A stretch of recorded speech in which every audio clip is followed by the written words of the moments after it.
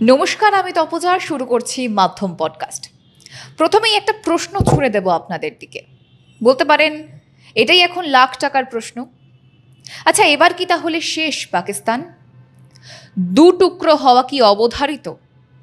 সেদিকেই পরিস্থিতি এগোচ্ছে। বালুচিস্তানের শহর কবজা করে নিয়েছে বিদ্রোহী গোষ্ঠী বালোচ লিবারেশন আর্মি। কদিন আগেই আস্ত একটা ট্রেন হাইজ্যাক করে নিয়েছিল বালোচ লিবারেশন আর্মি।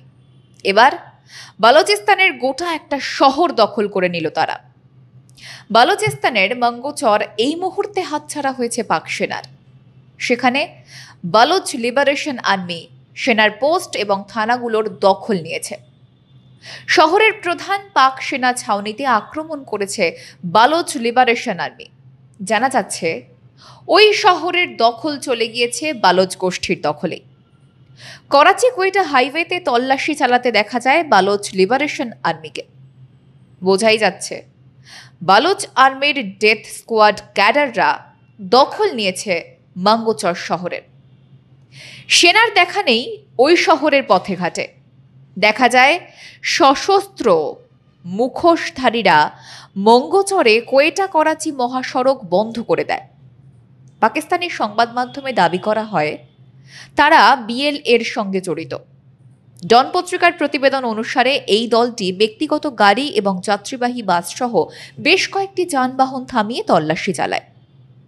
প্রত্যক্ষদর্শীরা জানিয়েছেন যে সশস্ত্র ব্যক্তিরা মঙ্গোচর বাজারে ঢুকে বেশ কয়েকটি সরকারি ভবন রীতিমতো জ্বালিয়ে পুড়িয়ে দেয়।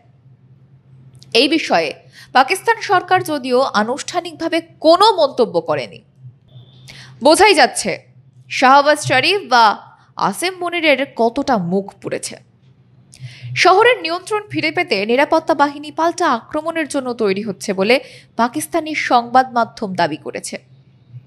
কিন্তু বালোচ লিবারেশন আর্মির লোকেরা গাড়ি দাঁড় করিয়ে তল্লাশি চালাচ্ছে, এই ঘটনা কিন্তু এই প্রথম নয়। ধীরে ধীরে বালুচিস্তান এবং খাইবার পাখতুনখোয়া অঞ্চলের বড় অংশ পাকিস্তানের হাত থেকে হাতছাড়া হচ্ছে। এর আগেও তারা বালুচিস্তানে বাহিনীর প্রধান ক্যাম্পে আক্রমণ করেছিল। কিন্তু এবার প্রধান সড়কগুলোর নিয়ন্ত্রণ রীতিমতো দখল করেছে। একটি ব্যাংক এবং আদালতের নিয়ন্ত্রণ নিয়েছে তারা। আরও কিছু গুরুত্বপূর্ণ ভবন দখল করে নিয়েছে। পাকিস্তানি বাহিনীর অস্ত্রও বাজেয়াপ্ত করেছে। ফলে শক্তি বেড়েছে তাদের।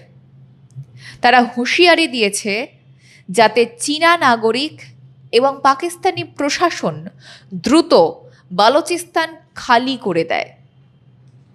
বালোচ সংগঠনগুলো দীর্ঘদিন ধরে পাকিস্তানের নিয়ন্ত্রণে থাকা বালোচ প্রদেশের স্বাধীনতার জন্য রাজনৈতিক এবং সশস্ত্র সংগ্রাম চালিয়ে যাচ্ছে। এদের মধ্যে বালোচ লিবারেশন আর্মি এবং বালোচ লিবারেশন ফ্রন্ট সশস্ত্র আন্দোলনের জন্য সবচেয়ে বেশি আলোচিত। বালোচ লিবারেশন আর্মি অঞ্চলটির স্বাধীনতার দাবিতে দীর্ঘদিন ধরে পাকিস্তানি বাহিনীর বিরুদ্ধে লড়াই চালিয়ে যাচ্ছে। তবে বালোচদের বিরুদ্ধে দীর্ঘদিন ধরে পাক প্রশাসন অত্যাচার চালিয়ে আসছে। বালোচদের এই আন্দোলনের শিকড় অনেক গভীরে। 1948 সাল থেকেই পাকিস্তানে অন্তর্ভুক্তির বিরোধিতা করে আসছে তারা।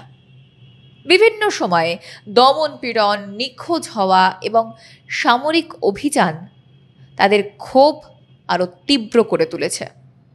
পাকিস্তানের বালুচিস্তান প্রদেশে দীর্ঘদিন ধরে বিচ্ছিন্নতাবাদ দমনের নামে সেনাবাহিনী যে অভিযান চালাচ্ছে তা নিয়ে আন্তর্জাতিক মানবাধিকার সংগঠনগুলোর গভীর উদ্বেগ রয়েছে। বিভিন্ন প্রতিবেদনে বালোচ জনগণের বিরুদ্ধে জোরপূর্বক গুম করে দেওয়া, বিচার বহির্ভূত হত্যা এবং নির্যাতনের অভিযোগ উঠেছে। বালোচ নেতাদের দাবি পাকিস্তান সেনাবাহিনী শুধুমাত্র বিদ্রোহীদের নয়, সাধারণ নাগরিককেও টার্গেট করে। বহু পরিবার অভিযোগ করেছে তাদের স্বজনদের কোনো ওয়ারেন্ট ছাড়াই তুলে নেওয়া হয়েছে এবং তারা আর কখনো ফিরেই আসেননি।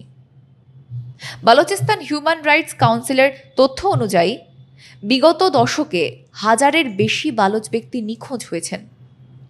নিখোঁজদের মধ্যে অনেকের মরদেহ পরে গুলিবিদ্ধ বা নির্যাতনের চিহ্ন সহ পাওয়া গিয়েছে।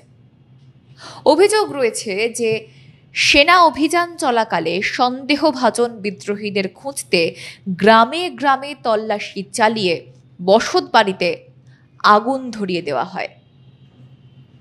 আন্তর্জাতিক সাংবাদিকদের বালুচিস্তানে প্রবেশে বাধা থাকায় নিরপেক্ষ সংবাদ সংগ্রহ কঠিন হয়ে পড়েছে।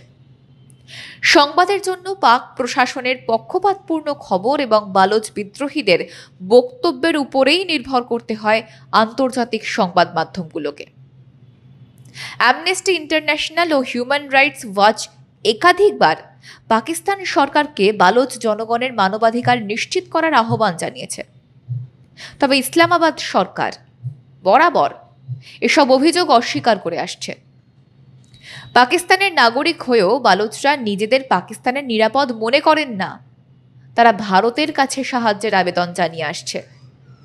কিন্তু এই পরিস্থিতিতে ভারত কি পদক্ষেপ নেয় সেদিকেই তাকিয়ে রয়েছে সকলে।